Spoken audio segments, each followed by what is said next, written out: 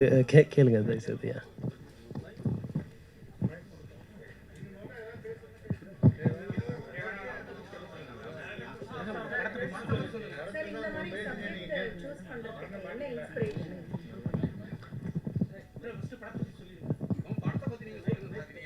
கண்டிப்பாக சார், கண்டிப்பாக. Okay sir, okay, நல்லது.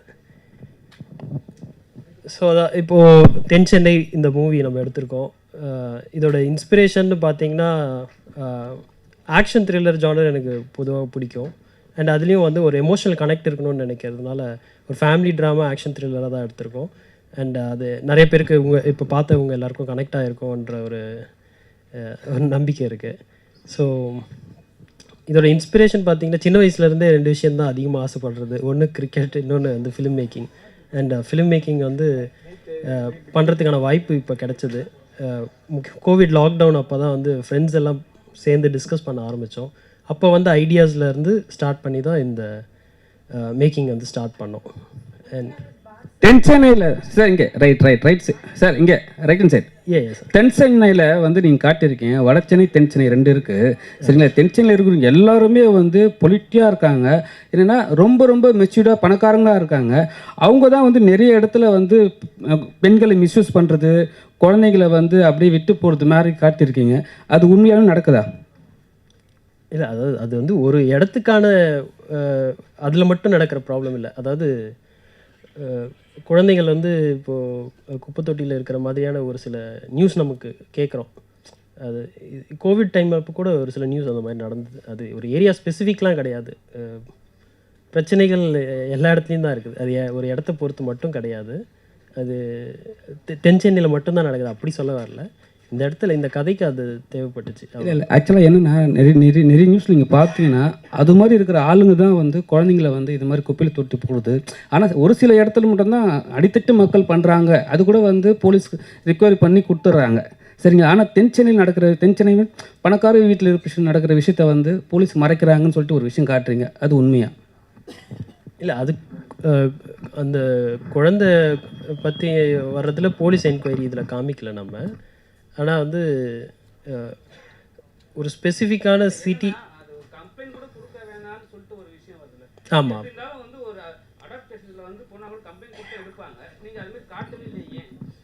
இல்லை அது கம்ப்ளைண்ட் போக வேணான்னு நினைக்கிறது. அந்த ஒரு பயந்து வாழற ஒரு சுச்சுவேஷனில் தான் அந்த ஃபீமேல் லீட் கேரக்டர் இருக்காங்க. எதுக்கு ஒரு கம்ப்ளைண்ட், நம்ம சமாளிச்சிக்கலாமா அப்படின்ற ஒரு இதில் தான் பார்க்குறாங்க. அது கைமீறி போகும்போது தான்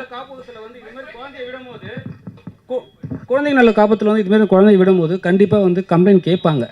இதுதான் ரீசனு சரிங்களா. டாக்டராக இருந்தால் அப்போ டேரெக்டாக போய் விட்டுடலாமா? ஏன்னா அதை நீங்கள் அனலைஸ் பண்ணலையா? பண்ண மாட்டீங்களா? பண்ணோம் சார், பண்ணோம்.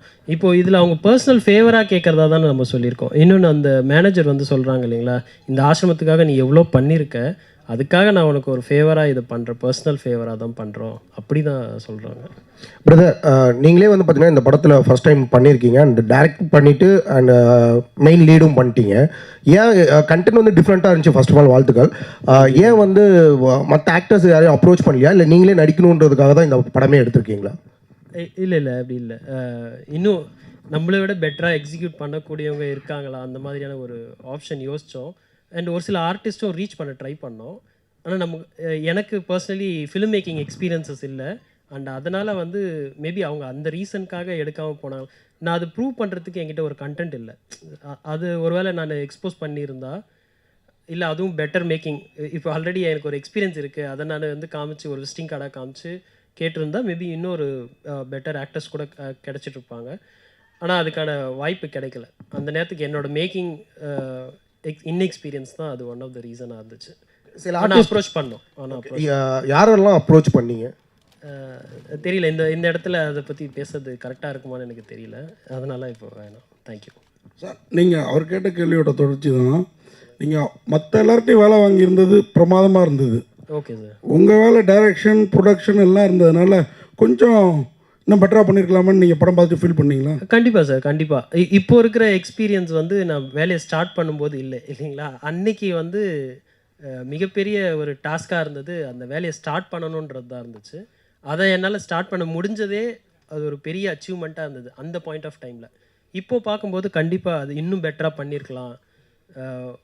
இன்னும் நிறைய லேர்ன் பண்ணியிருக்கலாமோ, இன்னும் நிறைய ப்ரிப்பரேஷன்ஸ் பண்ணியிருக்கலாமோ அப்படின்ற இது தோணுச்சு.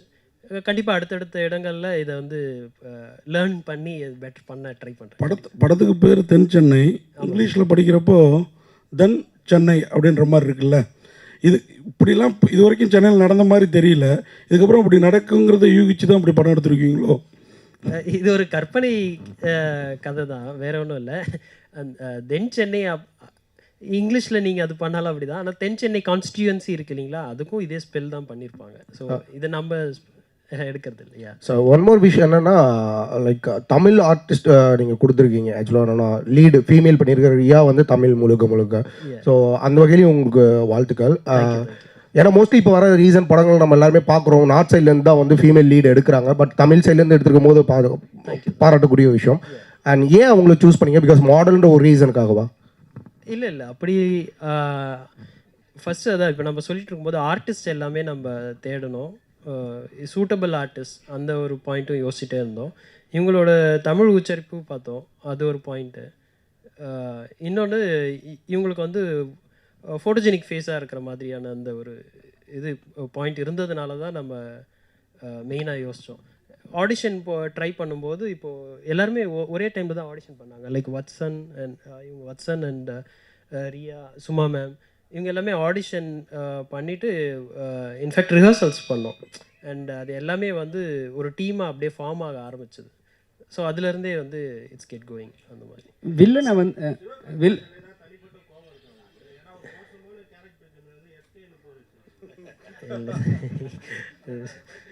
அதாவது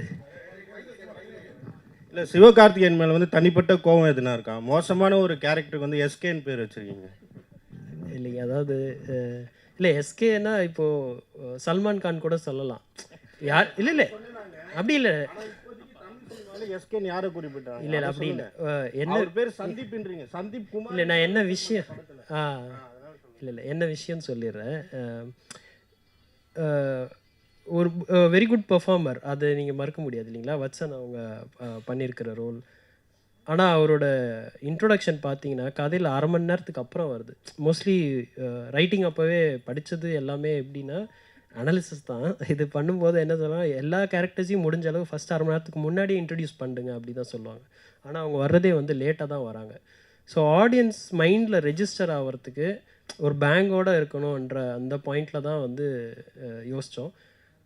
அதுலேயும் வந்து ரெஜிஸ்டர் ஆகிற மாதிரி நேம் வைக்கணும்னு யோசிக்கும்போது நேம் ஆக்சுவலி ஒர்க் ஆகிறத விட இனிஷியல்ஸ் வந்து நல்லா ஒர்க் ஆகும். அந்த விதத்தில் வந்து ஜேகே, எஸ்கே, இந்த மாதிரியான இது பார்த்தோம். ஆர்ஜே, விஜே, இது எல்லாமே வந்து நம்ம அனலைஸ் பண்ணது தான். அதில் வந்து இப்போது எஸ்கே கரெக்டான ஒரு சூட்டபிள் இருக்கிறதா தோணுச்சு. இன்னொன்று என்னோடய ஃப்ரெண்ட் சர்க்கிளில் வந்து ஒரு ஃப்ரெண்டு ஒருத்தர் இருக்கார், இஸ் எஸ்கே. நிறைய பேர் காலேஜஸில் நிறைய எஸ்கே, ஏகே அந்த மாதிரிலான இனிஷியல்ஸில் நல்ல ஞாபகம் வச்சுப்போம், இன்ஸ்பைட் ஆஃப் காலேஜ் முடிஞ்ச பிறகு கூட. அதில் வந்து எனக்கு என்னோட ஃப்ரெண்ட் சர்க்கிள்லேயே இருக்கார், இஸ் வெல் நோன் இன் அவர் காலேஜ், அதனால எஸ்கே இல்லை அதனால தான் எஸ்கேன்னு வச்சிங்களா? இப்போ அமரன் படம் நல்லா போயின்னு இருக்குது, அது கூட அவர்களும் மிலிட்ரி மேன், இந்த படத்தில் நீங்களும் மிலிட்ரி மேன். ஸோ அந்த பாயிண்ட் ஆஃப் வியூ வச்சிங்களா? அது இல்லாமல் இன்னொரு கொஸ்டின் என்னென்னா, எந்த ஒரு வில்லனையும் வந்து இவ்வளோ நல்ல, ஏன்னா வந்து தென் சென்னை வட சென்னையாக இருக்குது, வட சென்னையில் வந்து வில்லனை காட்டுற விஷயம் வேறு மாதிரி காட்டுவாங்க. தென் சென்னை வில்லன் மட்டும் எப்படி திருந்திறாரு? பணம் வந்து திருந்திடலாமா? இல்லை எந்த வில்லுன்னு சொல்கிறீங்க? இல்லை உங்கள் கொஷினுக்கு ஒன்றொன்னாவே ஆன்சர் பண்ணிடுறேன். ஃபஸ்ட்டு விஷயம், யாரையும் புண்படுத்தணுன்றதுக்காகலாம் பேர் எல்லாம் சூஸ் பண்ணுறதில்ல.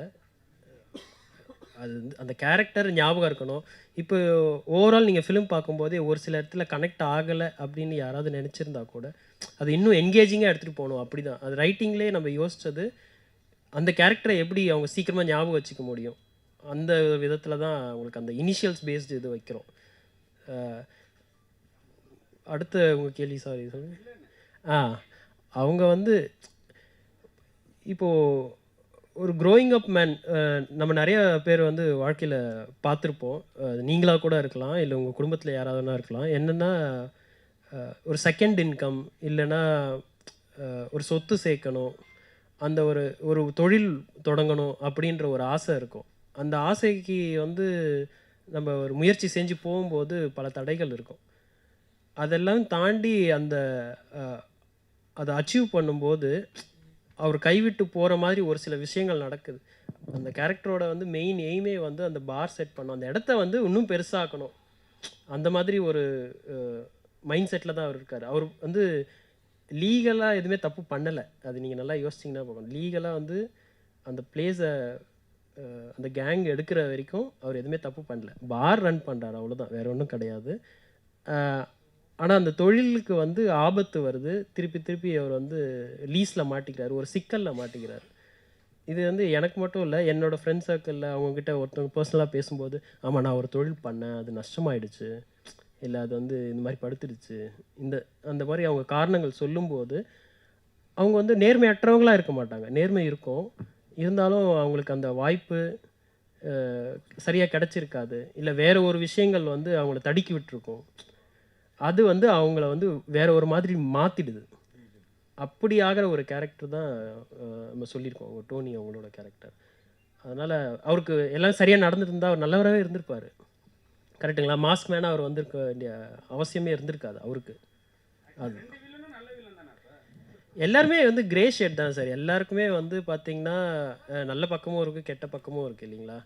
ஸோ அந்த கிரே ஷேடு வந்து இன்னும் எப்படி டார்க்காக போகுது, என்ன லைட்டாக போகுது, அப்படி தான். இப்போ நீங்கள் பார்த்தீங்கன்னா ஹீரோ கேரக்டராக இருந்தாலும் அவர் தப்பு பண்ணியிருக்காரு இல்லையா? அதில் கேரக்டர் வைஸ் எல்லாருமே வந்து கிரே ஷேட் தான். அந்த சுச்சுவேஷன் தான் மோஸ்ட்லி எல்லாரையும் டிட்டர்மின் பண்ணுது, சார் நீங்கள் குட்டா பேடான்ற அந்த இது. ஒரே ஒரு நிமிஷம் சார், இதை மேம் ஏதோ ஒன்று கேட்டாங்க. Okay ma'am, okay, thank you sir. அது நீங்கள் யாரையும் புண்படுத்த விரும்பலன்னு சொல்லிட்டீங்க. இங்கே இந்த பக்கம் தான் புண்படுத்த விரும்பலன்னு சொல்லிட்டீங்க. முன்னாடியே சொன்னீங்க நான் நிறைய பேர்கிட்ட கதை சொல்ல ட்ரை பண்ணால் வாய்ப்பு கிடைக்கணும். ஒருவேளை ஏற்கனவே நீங்களே சொல்கிறீங்க, ஏற்கனவே நீங்கள் நிச்சயமாக ட்ரை பண்ணியிருக்க மாட்டீங்க. எஸ்கேட்டை ட்ரை பண்ணி அது முடியாதனால தான் அந்த கேரக்டருக்கு எஸ்கேன்னு பேர் வச்சிங்களா அப்படிங்கிறது ஒரு சின்ன. இல்லை சார், இல்லை, அதாவது நம்ம ட்ரை பண்ணது, அதாவது ஒரு ஆஸ்தான குருவாக யோசித்தது வந்து கமல் சார் தான். ஃபஸ்ட்டு வந்து கமல் சார் அவங்க ஆஃபீஸில் போயிட்டு லெட்டர் மட்டும் கொடுத்துட்டு வந்தோம். அதாவது இந்த மாதிரி ஃபிலிம் மேக்கிங் ஆசை இருக்குது, அந்த மாதிரியான விஷயங்கள் தான். இன்னும் எதிர்பார்க்கல கண்டிப்பாக, ஏன்னா அவங்களுக்கு இந்த மாதிரி 1000 லெட்டர் வரும், நிறைய பேர் அப்ரோச் பண்ணுவாங்க. அதனால் வந்து அவங்களுக்கு ஒரு குரு வணக்கம் மாதிரி கொடுத்துட்டு வந்துட்டோம், மற்றபடி ஒன்றும் இல்லை. ஆனால் மைண்டில் எழுதும்போது யோசிப்போம் இல்லைங்களா, நான் வந்து கமல் சாரை வச்சு எழுதணும், ரஜினி சாரை வச்சு எழுதணும், அப்படி தான். ஏன்னா நான் க்ரோ அப் ஆகும்போது அவங்க தான் தி பிக்கஸ்ட் ஐகான். அந்த மைண்ட் செட்டில் தான் எழுதும். மற்றபடி இந்த இதில் சொல்கிற மாதிரி தான், நெகட்டிவ்னு எதுவும் கிடையாது, பிடிக்காததுன்னு எதுவும் கிடையாது, அவ்வளோதான். சார், அவர் ஏன் எஸ்கே கேஸ் எடுத்துக்க நான் அதெல்லாம் விட்டுடுறேன் அப்படின்றார். ஒரு போலீஸ்காரங்க அப்படி செய்ய மாட்டாங்களே? உண்மைதான் நீங்கள் சொல்கிறது. ஆனால் இது ஃபிக்ஷனல் சொல்லிட்டோம் இல்லைங்களா, அந்த ஒரு பாயிண்டில் அவருக்கு வந்து ஒரு 2வது வாய்ப்பு உனக்கு வழங்கப்படுது, அந்த மாதிரியான ஒரு இது அவர் அனலைஸ் பண்ணதில் அவங்க தெரியுது. இறந்தவங்க எல்லாருமே வந்து ஒரு இவங்களோட மோசமான கேரக்டரு அப்படின்றத அவர் ஜட்ஜ் பண்ணுற மாதிரியான ஒரு ஃபிக்ஷனல் கேரக்டராக தான் நம்ம. ஹீரோயின்ட்டு கொடுங்க ஒரு கேள்வி. மேடம், உங்களை தமிழ் பொண்ணுன்னாங்க, ஆனால் ஏன் மலையாள கெட்டப்பில் வந்திருக்கீங்க? தமிழ் பொண்ணுன்னா நம்ம ஆட்கள் வாய்ப்பு தர மாட்டாங்க அப்படிங்கிற. நல்லா அழகாக இருக்கீங்க, நல்லா நடிச்சிருக்கீங்க, வாழ்த்துக்கள். இந்த கேள்விக்கு பதில் சொல்லுங்கள். இல்லை, இந்த படத்தில் இந்த கேரக்டர் வந்து மலையாளி கேரக்டர்.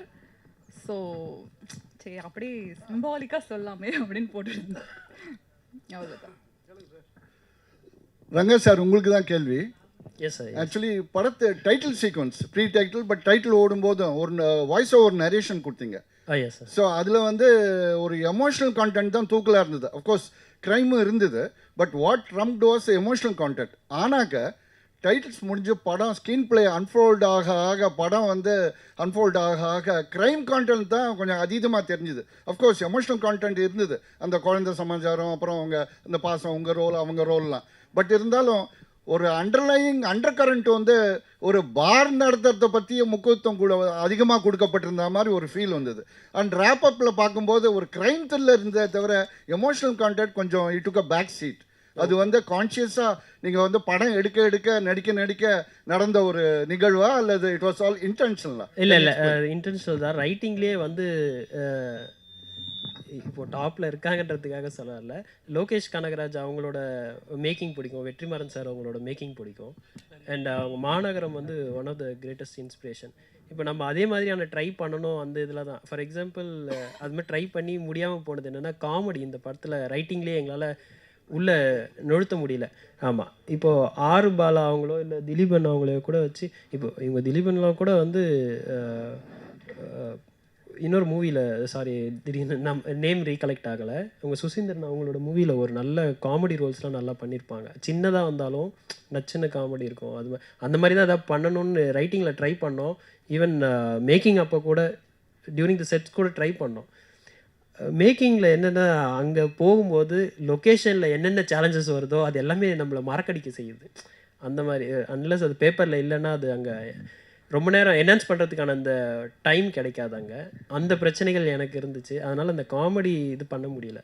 வேறு த்ரில்லர் அட்லீஸ்ட் ரைட் பண்ணது என்னவோ அது எடுத்துகிட்டு வந்தோம். வெறும் ஃபேமிலி ட்ராமா மட்டும் எடுத்தால் அது அகெயின் ட்ராமா மாதிரி மட்டுமே இருக்கும்.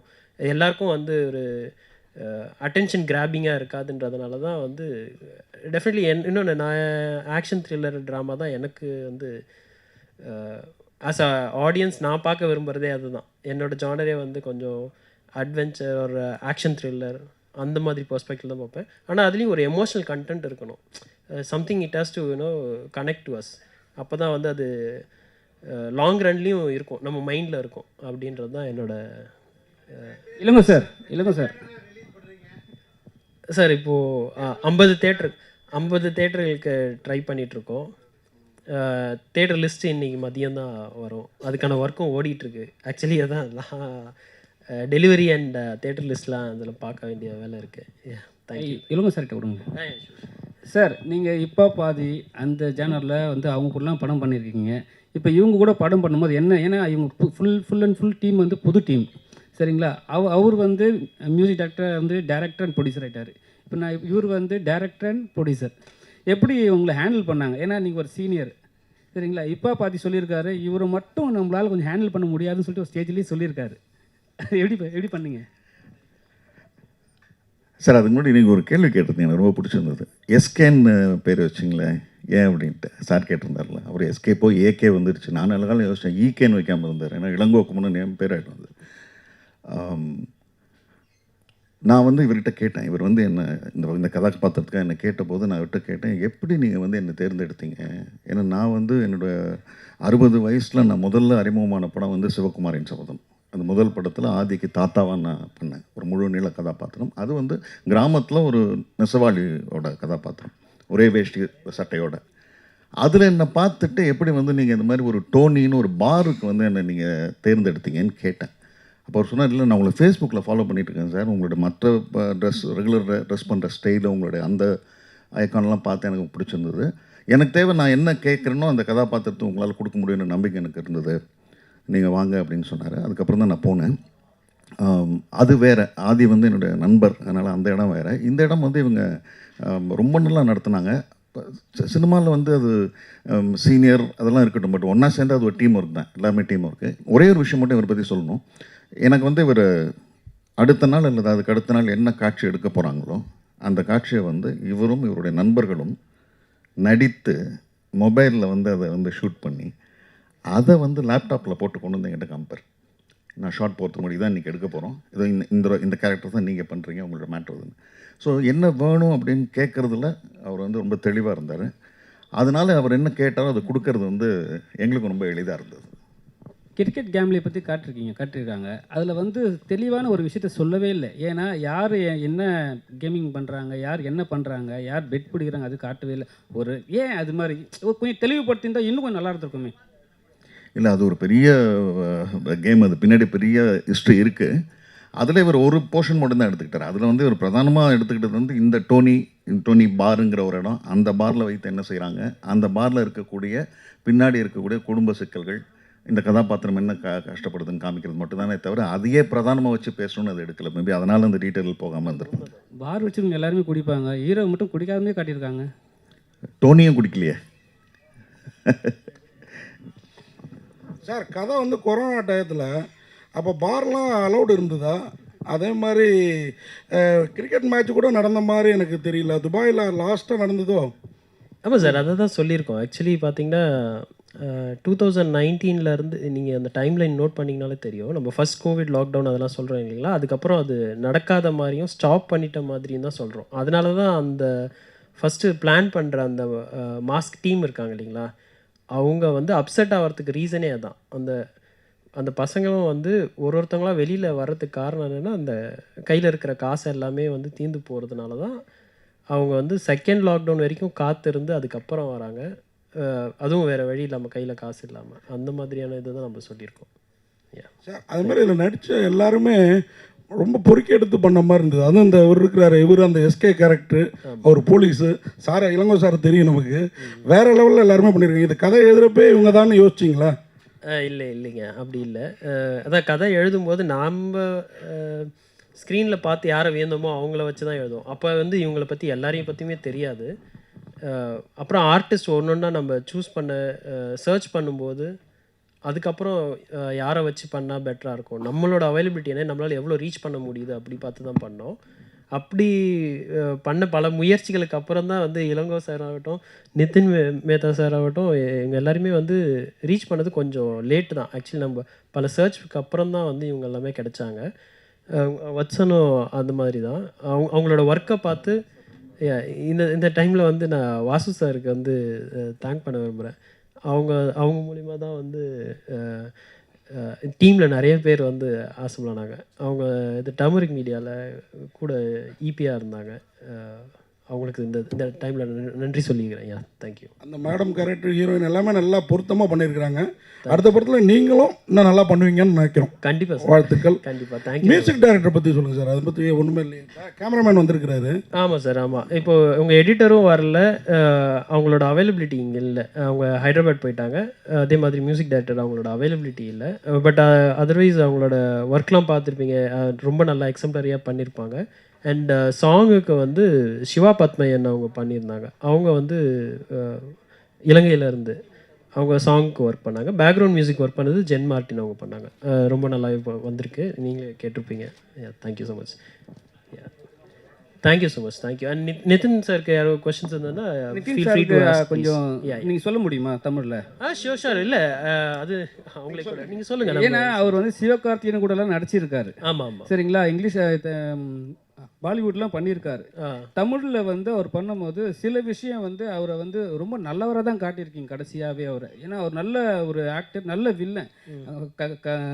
கையை விட்டுருந்தாலும் சரி, எது பண்ணாலும் அவ்வளோ ஆக்ஷன் இருந்தது. கடைசி அவ்வளோ நல்லவரை காட்டினீங்க. அவரை வந்து கொஞ்சம் ரெகுலராகவே காட்டி அமைச்சிருக்கலாமே. இல்லை, அதான் யாராக இருந்தாலும் கல்லுக்குள் ஈரம் இருக்குன்றத கடைசி வரைக்கும். லாஸ்ட்டு தான் கல்லுக்குள் ஈரம் வருமா, அதுக்கு முன்னாடி வராதா? இல்லை, கல்லுக்கு உள்ளே தானே ஈரம். அதாவது அந்த கோர் டச் பண்ண உள்ளே வந்து இருக்குது. அவர் உள்ளே வந்து அவர் நல்ல மனுஷன்தான். Ya ya he just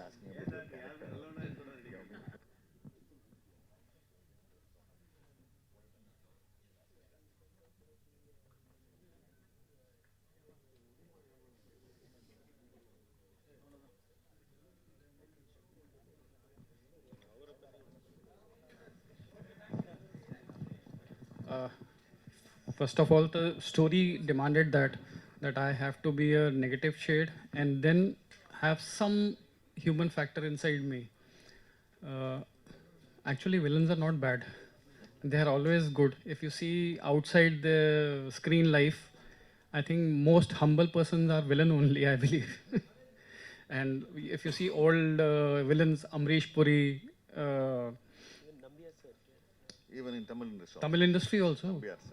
Nambiar sir is there, and if you see anybody who's doing grey shades, they're always good at heart. I don't know this, but people give a tag that I like most of the movies which I have done in Telugu.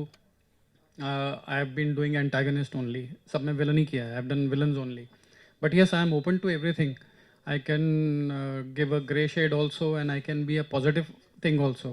But my looks and I think my body language demands from everyone that I should do a negative character. But I love doing negative characters, because the best part of negative character is you have got very less of time to show your skill.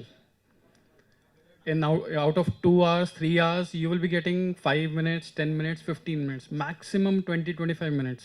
in that you have to prove yourself. So I believe it's a tough job, but I love it. I love being villain. Other language தெலுங்கில் நிறைய film பண்ணியிருக்கீங்க. இந்த படத்தில் ஒரு new director new team கூட பண்ணது உங்களுக்கு experience எப்படி இருந்தது? படமும் கொஞ்சம் நல்லா இருக்குது. உங்கள் character extraordinary.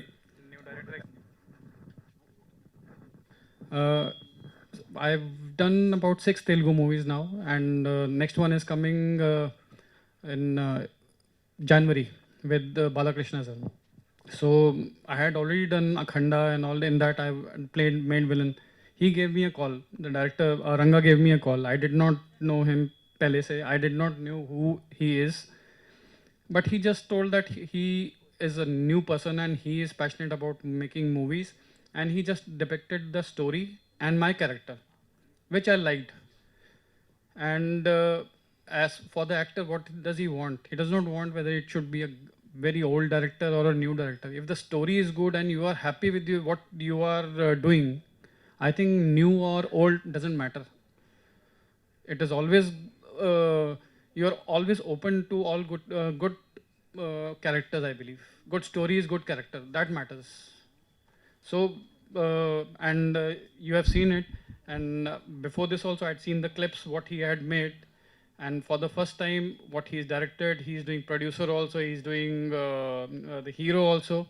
Tremendous job. And on the sets I would say that he was the sweetest person, because he never let anybody be very disgruntled about anything.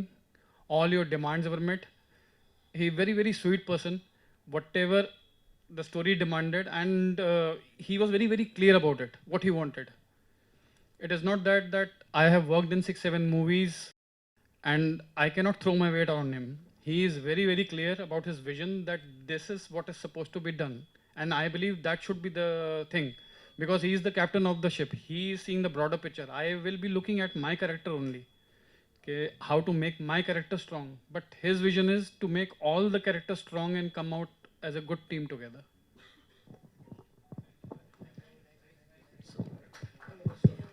Sir முக்கியமாக ஒரே ஒரு ரிக்வெஸ்ட் சார். அதான் இப்போது நிறைய பேர் சொன்ன மாதிரி இங்கே ஸ்கோப் ஃபார் இம்ப்ரூவ்மெண்ட் இருக்குது. அதை லேர்ன் பண்ணி அடுத்து பெட்டராக பண்ணுன்ற ஒரு மைண்ட் செட்டில் தான் இருக்கோம். நான் மட்டும் இல்லை, டீமில் எல்லாருமே வந்து அது மாதிரி தான். ஒரு கன்ஸ்ட்ரக்டிவ் ஃபீட்பேக் அதுக்காக தான் வந்து அதுலேருந்து ஒரு கண்டினியூஸ் லேர்னிங் அந்த பாயிண்டில் தான் இருக்கோம். ஸோ உங்களோட நல்ல ஒரு ஃபீட்பேக்ஸ் கொடுங்க, அதுலேருந்து நாங்கள் கற்றுக்க ஆவலாக இருக்கோம். இன்னொரு முக்கியமான ரிக்வெஸ்ட் வந்து எங்களோட ப்ராஜெக்டை மக்கள் இடத்துல கொண்டு போய் சேர்க்கணும். அது வந்து மீடியா நண்பர்கள் உங்கள் அனைவரோட ஒத்துழைப்பு வந்து மிக மிக அவசியம். Thank you so much. அண்ட் இந்த மழையில் மறுபடியும் எல்லாம் சேஃபாக ரிட்டர்ன் ஆகுங்க. வந்தமைக்கு மிக்க மிக்க நன்றி.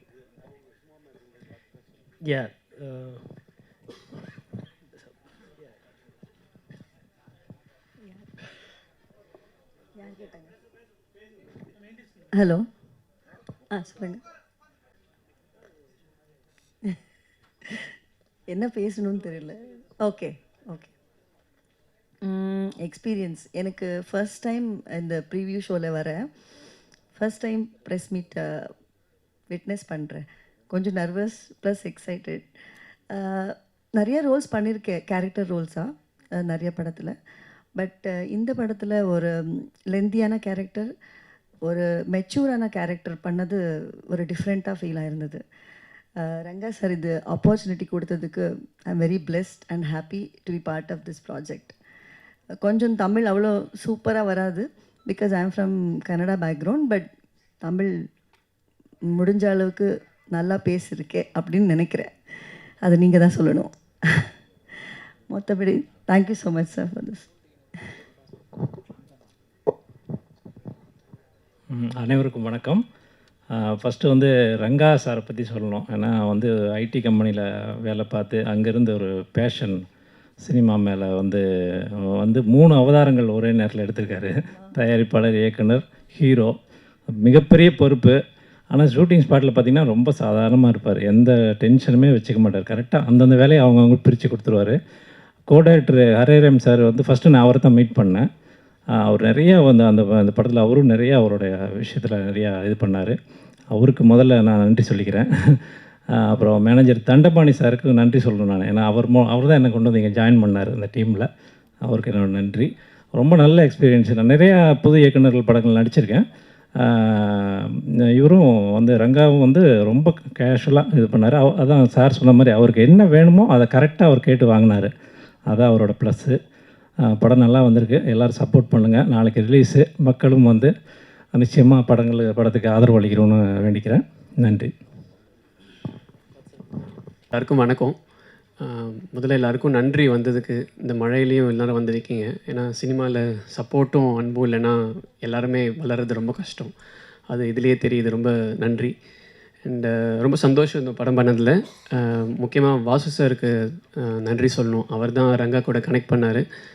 அண்டு ரொம்ப நல்லா இருந்துச்சு இந்த எக்ஸ்பீரியன்ஸ். ரங்கா வந்து இந்த படம் எடுக்கிறதுக்கு முன்னாடியே வந்து ஒரு செட் ஆஃப் டீம் ஒரு சில சீன்ஸ் மட்டும் கூப்பிட்டு நான் ஷூட் பண்ணி பார்க்கணுன்னு சொன்னார். எனக்கு அதில் தான் ரொம்ப சந்தோஷமாக இருந்துச்சு. ஏன்னா நான் வந்து நாடக பேக்ரவுண்ட்லேருந்து வரேன். ஸோ நான் 16 வருஷமாக ஸ்டேஜ் ப்ளேஸ் பண்ணிகிட்ருக்கேன். ரிஹர்சல்னாலே ரிஹர்சல் பண்ணிவிட்டு ஒன்று பண்ண போகிறோன்னா ஒரு சந்தோஷத்தை மீறி ஒரு தைரியமும் இருக்கும். என்ன பண்ணுறோன்றது தெரிஞ்சு பண்ணுறோம் அப்படின்ற ஒரு நம்பிக்கை இருக்கும். ஸோ எப்போ ரங்கா வந்து நான் ஒரு வாட்டி பண்ணி பார்த்துட்டு எப்படி இருக்குன்னு செக் பண்ணிக்கிறேன், அதுக்கப்புறம் படம் எடுக்கலான்னு சொல்லும் போதே எனக்கு அங்கேயே சந்தோஷமாயிடுச்சு. ஸோ அதுலேருந்து ஃபுல்லாக படம் ட்ராவல் பண்ணது எல்லாமே எக்ஸ்பீரியன்ஸ் ரொம்ப கம்ஃபர்டபுளாக இருந்துச்சு. அண்ட் இவ்வளோ பெரிய விஷயம், ஒரு படம் எடுத்துடுறது கூட எடுத்துடலாம், பட் ரிலீஸ் வரைக்கும் கொண்டு வரதுலாம் ரொம்ப பெரிய விஷயம். அதுவும் இவ்வளோ டஃப் பீரியடில் இப்போ நிறைய படங்கள் வந்துக்கிட்டே இருக்குது. இந்த டைம்லேயும் வந்து ஒரு படத்தை எடுத்து இவ்வளோ ஒரு கன்விக்ஷனோட அதை விடாமல் இவ்வளோ கிட்டத்தட்ட 2 இயர்ஸ் ஆயிருக்கும் இல்லையா, 2 இயர்ஸாக அதை பிடிச்சி வச்சு இன்றைக்கி ரிலீஸ் வரைக்கும் கொண்டு வந்திருக்காரு ஒன் மேனாக. அவரோட டீமுக்கும் அவருக்கும் எங்கள் எல்லாருக்கும் சேர்த்து லைக் ரொம்ப சந்தோஷமாக இருக்குது. அண்ட் எங்களுக்கும் all the best. Thank you so much. So இந்த படம் எனக்கு ரொம்ப ஸ்பெஷல். பிகாஸ் எனக்கு இந்த கேரக்டர் ரொம்ப பிடிக்கும். எல்லாருக்குமே ஃபர்ஸ்ட் மூவி நான் ரொம்ப ஸ்பெஷலாக இருக்கும். ஸோ அந்த மாதிரி எனக்குமே இது ரொம்ப ஸ்பெஷலான மூவி.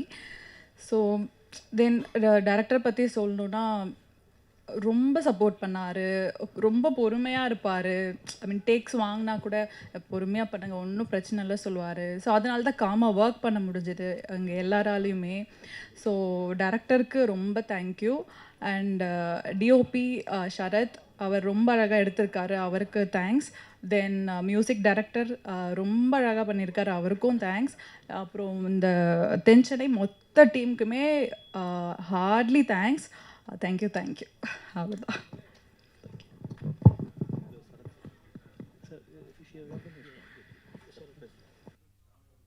எல்லாருக்கும் வணக்கம். என்னோடய கரியர் ஸ்டார்ட் ஆனது இது இப்போ இண்டிபெண்டன்ட் ஃபிலிம், என்னோடய ஃபஸ்ட்டு ஃபிலிம். என் மேலே ட்ரஸ்ட் வச்சு வாய்ப்பு கொடுத்த டைரக்டருக்கும் என்னை இன்ட்ரோ கொடுத்த மகேஷ் முத்துசாமி சாருக்கும் நான் ரொம்ப தேங்க் பண்ணுறேன். என்னோடய டீம் இருக்குல்ல, என் டீம் சப்போர்ட் இல்லைனா கண்டிப்பாக இந்த படம் எடுத்துருக்க முடியுன்ற நம்பிக்கை எனக்கு இல்லை. என் டீம் அருணா இருக்கட்டும், அஸ்வந்த், விஷ்ணு, விக்னேஸ்வரி, நவீன் ப்ரோ, இவங்க எல்லாருமே எனக்கு அவ்வளோ சப்போர்ட்டிவாக இருந்தாங்க. ஆர்டிஸ்ட்டாக இருக்கட்டும், என்னோடய இது ஃபஸ்ட்டு படம், அந்த கம்ஃபர்ட் ஜோன் அவங்க கொடுக்கலன்னா நான் எப்படி எடுத்திருப்பேன்னு எனக்கு தெரில. சரி ஓகே ஃபஸ்ட்டு படம் பண்ணுறோம் அப்படின்ற அந்த ஒரு பயத்தோடையே தான் இருக்கும். ஒரு ஷார்ட் வைக்கிறப்ப ஆர்டிஸ்ட் கிட்ட நம்ம எப்படி கன்வே பண்ணணும், எப்படி ஹேண்டில் பண்ணணும் அப்படின்ற அந்த கம்ஃபர்ட்டை எல்லாம் கொடுத்தது வந்து ஆர்டிஸ்ட் எல்லாருமே தான். ரொம்ப நன்றி. ஓகே, எல்லாருக்கும் வணக்கம். இந்த படத்தில் நான் கோட் ஆக்டர் பண்ணியிருக்கேன். ஒரே ஒரு விஷயம் மட்டும் டைரக்டரை பற்றி சொல்லிக்கிறேன். ஃபஸ்ட்டு டே ஷூட் ஆரம்பித்தோம். அன்றைக்கி அந்த சீன் முடிக்க முடியாதுன்னு தோணுச்சு. அதனால் லஞ்ச் டைமில் போய் வித்தவுட் பிரேக் போயிடலாம் சார் அப்படின்ட்டேன். சரின்ட்டார். அவரும் நான் இன்றைக்கி ஷூட் முடிச்சிட்டோம். நைட் எனக்கு ஃபோன் பண்ணுறாரு, நான் டென்ஷனில் நீங்கள் சொன்னபோது நான் கவனிக்கல, எதுக்கு வித்தவுட் பிரேக் போகலாம் அப்படின்னு சொல்லிட்டீங்க அப்படின்னு. அப்படி சாப்பிடாமலாம் ஒரு சீனு ஷூட் பண்ணி ஒரு படத்தை ஃபினிஷ் பண்ண வேண்டிய அவசியம் கிடையாது. நம்ம எல்லாருமே வேலை செய்கிறது சாப்பிட்றதுக்காக. ஸோ அதனால் எந்த காரணத்துக்கு கொண்டு இந்த பிரேக் மட்டும் வித்தவுட் பிரேக் இனிமேல் சொல்லாதீங்க, நான் இருந்த டென்ஷனில் அதை கவனிக்கல சாரி அப்படின்னாரு. சரி சார், நான் இங்கே எல்லாருக்கும் மனிதாபிமானம் ரொம்ப முக்கியம், யார் சாப்பிட்டா யார் சாப்பிட்லாம் அப்படின்றத எண்ணம்லாம் இல்லாமல் இருக்கணும், எல்லாருக்கும் எல்லாம் தேவை அப்படின்றது ரொம்ப ஸ்ட்ராங்காக இருந்தார். அந்த விஷயத்துலேருந்து தான் அந்த படத்துலேயும் மனிதாபிமானத்தை பற்றி பேசியிருந்தார். ஸோ அந்தளவுக்கு ஹியூமர் சென்ஸில் ஒரு மனிதத்தை கவனமாக இருக்கிற ஒரு இயக்குனர் அவர். எல்லாருடைய மனிதனமும் கஷ்டப்படக்கூடாது, ரொம்ப கவனமாக இருக்கணும், எல்லாரும் கேர்ஃபுல்லாக இருக்கணும், ஷூட்டிங் ஸ்பாட்டில் எல்லாருமே ஜாகிரதையாக இருக்கணுன்றதில் ரொம்ப கவனமாக இருந்தார். அந்த சென்ஸில் தான் எல்லா நாளுமே ஷூட் பண்ணிச்சு. அந்த படத்தை வந்து அவர் பிளான் பண்ண மாதிரி ஒரு 2 மாதத்துக்குள்ளே அதை எடுத்து முடிச்சிட்டாரு. அதை ரிலீஸ் பண்ணுறதுக்கு தான் கொஞ்சம் லேட் ஆச்சு தவிர மற்றபடி வேறு ஒன்றும் இல்லை. ரொம்ப நல்ல இயக்குனர். சிறந்த மேலும் மேலும் வெற்றி பெறணும் வாழ்த்துக்கிறேன். அதே மாதிரி இந்த மனித தன்மையை மாற்றிடாதீங்க. ஏன்னா இங்கே நிறைய இயக்குனர்கள் வந்து இயக்குனர் ஆனதுக்கப்புறம் அவங்களுடைய கேரக்டர் மாறிடும். அந்த மாதிரி மாறாதீங்க, நல்லா இருங்க. வாழ்த்துக்கள். Thank you. Thank you sir, thank you so much. மக்களிடத்தில் கொண்டு போய் சேருங்க. Thank you so much. தேங்க்யூ.